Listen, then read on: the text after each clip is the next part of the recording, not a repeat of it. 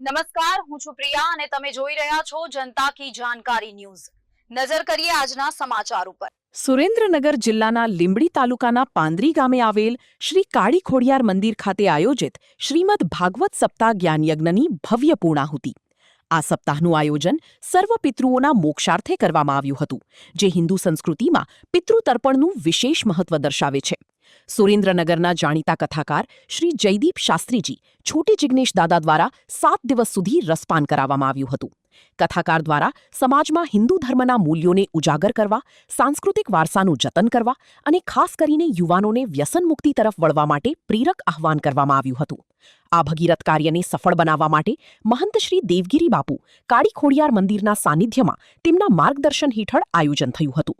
જિગ્નેશગીરી ગોસ્વામી સમગ્ર કાર્યક્રમની તમામ જવાબદારીઓનું કુશળ સંચાલન કર્યું હતું। કથાના અંતિમ દિવસે આસપાસના ગ્રામજનો અને લીંબડી તાલુકાના શ્રદ્ધાળુઓ મોટી સંખ્યામાં ઉમટી પડ્યા હતા। પોથી પૂજન શાસ્ત્રોક્ત વિધિ મુજબ પોથીના પોખણા કરી કથાનું સમાપન કરવામાં આવ્યું। પૂર્ણાહુતિના અવસરે બહોળી સંખ્યામાં ભક્તજનોએ મહાપ્રસાદનું લાભ લઈ ધન્યતા અનુભવી હતી। રિપોર્ટર રાઠોડ વલ્લભભાઈ, લીંબડી। જી ઓકે। કૃષ્ણાય વાસુદેવાય હરયે પરમાત્મને પ્રણતઃ ક્લેશનાશાય ગોવિંદાય નમો નમઃ। સુરેન્દ્રનગરથી શાસ્ત્રી જયદીપભાઈ મહેતા જણાવતા ખૂબ જ આનંદ થાય કે લીંબડી તાલુકાનું પાંદરી ગામ અને એ પાંદરી ગામની અંદર ગામના ગ્રામદેવી તરીકે બિરાજમાન મા ભગવતીનું અલૌકિક પ્રાચીન સાનિધ્ય કાળી ખોડિયાર મંદિર અંતર્ગત ગોસ્વામી પરિવાર દ્વારા સુંદર મજાનું આ શ્રીમદ ભાગવત સપ્તાહ જ્ઞાન ગંગાનું આયોજન અને એમાં પણ આજે કથાનો ખૂબ જ આનંદ સાથે 7 દિવસ પૂર્ણ થયા। વિશેષ કરીને કળિયુગની અંદર કલૌ કેશવ કીર્તનાદ મનુષ્ય માત્ર જીવનની અંદર એને અમૂલ્ય સમય મળે અને સમય મળતા પરમાત્માને કંઈક પ્રાપ્તિ થાય, એ જ મોટામાં મોટું અત્યારે આ કાર્ય છે।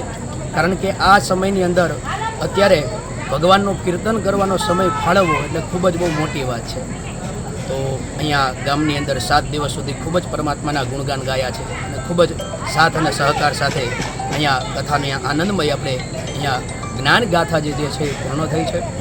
અને આ કથા દ્વારા એક એટલો સંદેશો અત્યારના યુવા પેઢીની અંદર આપવા માંગીશ કે ધર્મ હશે તો આપણે જીવનની અંદર ટકીશું। ધર્મો રક્ષતિ રક્ષિતઃ, જો ધર્મ જ નહીં હોય તો આપણે કોઈ જીવી નહીં શકીએ વાલા ભક્તજનો। માટે આપણા શાસ્ત્રને જાણો, આપણા શાસ્ત્રની અંદર આપણા સંતો મહંતો ઋષિમુનિઓ આ બધું જે જ્ઞાન મૂકીને ગયા છે કેવળ ને કેવળ આપણા બધા માટે મૂકીને ગયા છે।